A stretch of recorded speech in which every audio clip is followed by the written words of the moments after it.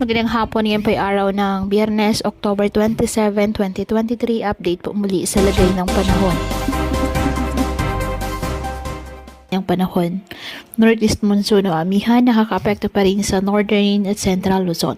Samantala, isang low pressure area ang nabuo sa may silangan ng Mindanao ayon sa Pag-asa. Ang nasabing LPA nakaka-apekto na po ang trough sa iba't ibang bahagi ng ating bansa, particular na po sa Mindanao area. Sa ngayon, mababa po ang chance ng nasabing LPA na maging bagyo. Ngayong araw, dahil po sa trough ng low pressure area, asahan na maulap na kalangitan, may kalat-kalat na pagulan at thunderstorms sa Caraga at Davao Region.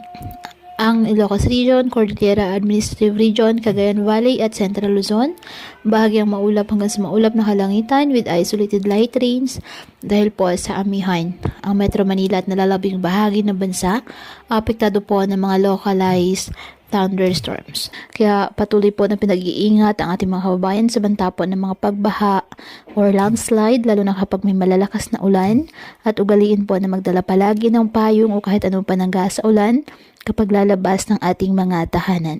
At yan po muna ang update sa lagay ng panahon ngayong araw.